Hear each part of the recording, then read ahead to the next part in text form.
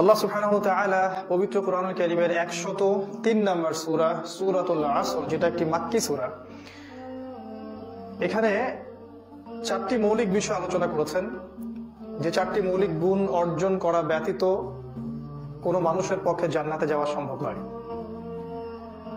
আর এই চারটি মৌলিক গুণ যদি আমরা অর্জন করতে ব্যর্থ হই, তাহলে কোনো সন্দেহ নাই যে আমরা ক্ষতিগ্রস্ত হব। আল্লাহ যখন বলেন যে তোমরা ক্ষতিগ্রস্ত হবে, তার মানে আমরা জাহান্নামে যাব, ইচ্ছায় হোক আর অনিচ্ছায় হোক। আল্লাহ রাব্বুল আলামিন এই সূরাটার মধ্যে বলছেন ওয়াল আসরি, সময়ের কসম। ইন্নাল ইনসানা লাফি খুসর, ইন্না মানে নিশ্চয়ই, আল ইনসান মানে মানুষ, পুরো মানব জাতি, লাফি মানে অবশ্যই, মধ্যে, খুসর মানে ক্ষতি, নিশ্চয়ই মানুষ অবশ্যই ক্ষতির মধ্যে নিমজ্জিত আছে। ইল্লাল্লাযীনা আমানু, তবে তারা ব্যতীত যারা ঈমান এনেছে, ওয়া আমিলুস সলিহাত, এবং সৎ আমল সম্পাদন করেছে, ওয়া তাওয়াসাউ বিল হাক্কি, পরস্পরকে সত্যের উপদেশ দিয়েছে, ওয়া তাওয়াসাউ বিস সবর, এবং পরস্পরকে ধৈর্যের উপদেশ দিয়েছে। এই চারটি গুণ অর্জন না করলে পুরো মানব জাতি ক্ষতির মধ্যে আছে। ঈমান, আমলে সালেহ, হকের উপদেশ, হকের দাওয়াত, সবর বা ধৈর্য। আমরা সংক্ষিপ্ত আকারে সূরাটাকে ব্যাখ্যা করার চেষ্টা করছি। আল্লাহ রাব্বুল আলামিন প্রথমে সময়ের কসম করেছেন। আল্লাহ সুবহানাহু ওয়া তাআলা অনর্থক কোনো কিছুর কসম করবেন না, এটাই স্বাভাবিক। আল্লাহ পাক যে বিষয়ের কসম করেন সেটা নিঃসন্দেহে খুবই গুরুত্বপূর্ণ একটা বিষয়। আর পবিত্র কোরআনে আল্লাহ পাক অনেক বিষয়ের কসম করেছেন, যেমন তিন, ডুমুর ফলের কসম, ওয়া জাইতুন, জাইতুনের কসম, ওয়া তুরি সিনিন, তুর পাহাড়ের কসম, সিনাই উপত্যকার কসম, ওয়া হাদাল বালাদিল আমিন, এই পবিত্র নগরী মক্কার কসম। আল্লাহ পাক অনেক কসম করেছেন, ওয়া শামসি, সূর্যের কসম, ওয়া দুহাহা, সূর্যের কিরণের কসম, ওয়া লাইলি, রাতের কসম। এরকম অনেক কসম আল্লাহ পাক কোরআনে করেছেন। আল্লাহ রাব্বুল আলামিন যখন কোনো বিষয়ের শপথ করছেন, কসম করছেন, আমাদেরকে বুঝে নিতে হবে সেই বিষয়টা আমাদের জন্য অত্যন্ত গুরুত্বপূর্ণ।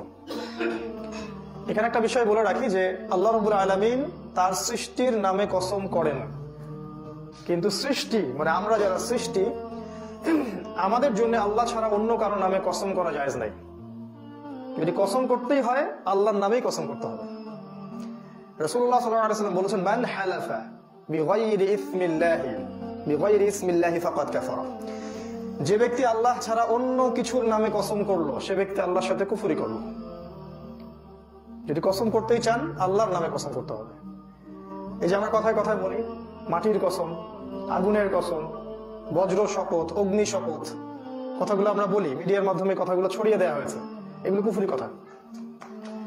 অজান্তে বললে হয়তো আল্লাহ পাক মাফ করতেও পারেন, জেনে শুনে কুফরি করলে সম্ভাবনা বেশি যে আল্লাহ পাক ক্ষমা করবেন না। যদি তওবা করে ফিরে আসে সেটা আলাদা বিষয়। আল্লাহ পাক সময়ের কসম করে আমাদেরকে বুঝাতে চাচ্ছেন মোটামুটি ভাবে তিনটা জিনিস। একটা হচ্ছে এই সময় আপনার জীবনের সবচেয়ে মূল্যবান বিষয়। একটা করে দিন রাত চলে যাচ্ছে, তার মানে হচ্ছে আমাদের হায়াতের যে গাছ আছে সেই গাছ থেকে একটা করে পাতা ঝরে পড়ছে। তো মানুষের চলাফেরা, দুনিয়াতে মানুষের চলাফেরা, ওঠা বসা, আচার ব্যবহার, মুআমেলাত দেখলে মনে হয় না যে মানুষকে পরকালে যাত্রা করতে হবে, এটা মনে হচ্ছে না এখন।